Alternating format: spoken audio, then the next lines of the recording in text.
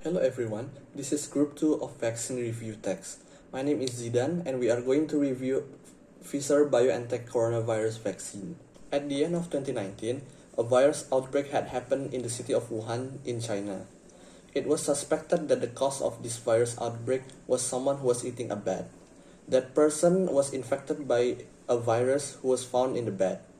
And now, this virus has infected hundreds and millions of humans and killed around 2 million people worldwide. Hi guys, now I will continue the review text. The virus was called SARS-CoV-2 and it came from coronavirus family and case COVID-19 syndrome, which has some similar symptoms to influenza, such as cold and fever.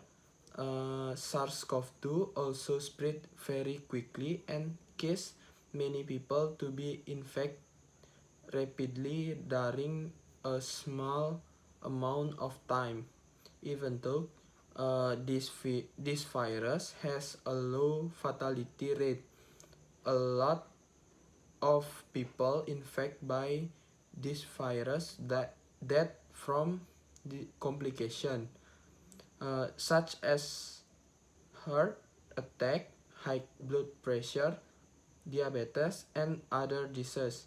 Although it can kill humans, there are some ways we can fight it by prevention and treatment, like the vaccine that we are going to talk about uh, after after this after this my friend Indra will continue the text. Thank you. My name is Indra Winata and I will continue to the next point explanation of our review text. Vaccine is a way to prevent someone from getting infected or to make them more resistant to the disease. Inside of vaccine there are parts of bacteria and or viruses that have been killed or weakened. Our body then produces antibodies and then we have immunity from that particular disease. Why can't we just immunize the vulnerable and leave others to fight COVID with their immune systems? You may ask. Professor Christian McCartney, a pediatrician specializing in infectious disease and vaccinology, stated, if we do that, this virus will continue to spread, especially to those with weaker immune systems or who are vulnerable. These people, even if they are vaccinated, will not be fully protected. They also need to rely on not meeting another person who is infected with the virus. Some people's own immune response may not respond as well to the vaccine, or if they met someone who had a very high level of virus, it may overwhelm their protective response from the vaccine. And the key thing here is to not meet anyone with the virus, and the way to do that is through mass vaccination. So the virus will not have anywhere to travel. There are already a few companies that make COVID-19 vaccines. One of them is Pfizer. For those who didn't know, Pfizer Inc. is an American multinational pharmaceutical corporation. Pfizer collaborates with BioNTech SE, a German biotechnology company.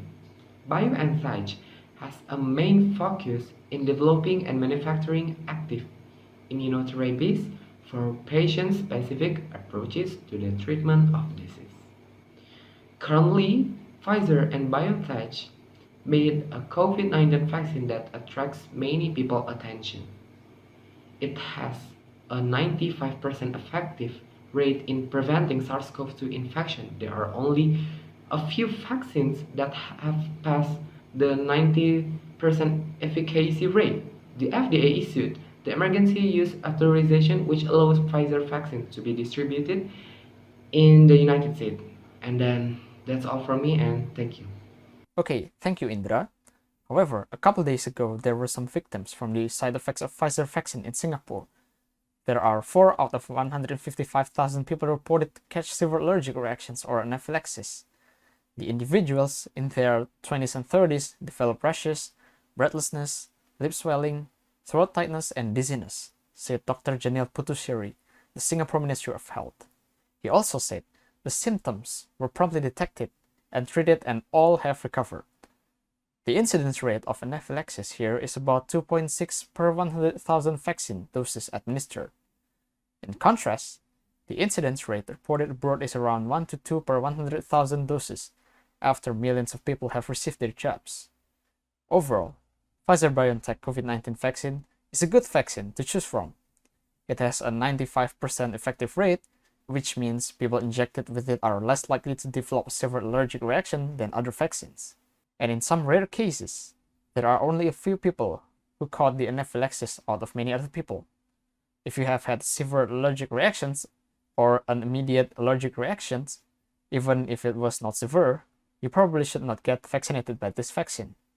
But if you don't have any anaphylaxis and currently at the age of 16 years old or older, this is probably an excellent vaccine for you.